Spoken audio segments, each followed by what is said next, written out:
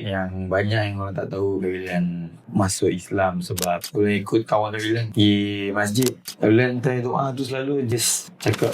Alhamdulillah, mungkin ramai orang tak tahu Kabilan adalah sadar baru masuk Islam. So mungkin boleh share sikit apa yang membuatkan Kabilan terdetik dan apa journey dia.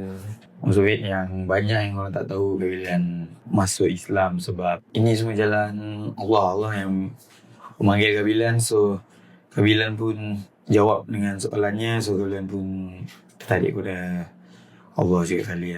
Because at one point my head terlampau serabut dah. Kabilan pun macam tak tahu macam mana nak cari duit.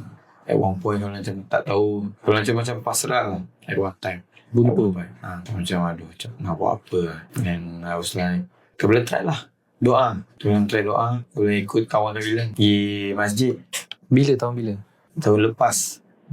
Baru lagi. So Kabilan ikut dia pergi masjid. Dan Kabilan dah rasa tenang sikit dari situ. Selalu rasa tenang bila Kabilan jogging. Tapi ni bila Kabilan jogging pun masih juga rasa serabut.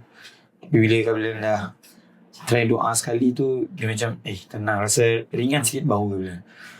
Macam ada jalan. Macam ada jalan yang boleh Kabilan tak apa, tenang, ada jalan lagi. And then I keep on try lah doa. Walaupun Kabilan belum pandai solat semua tu, Kabilan try lah doa. Kabilan try doa tu selalu just Kabilan cakap Kabilan nak jaga ibu je, tu je.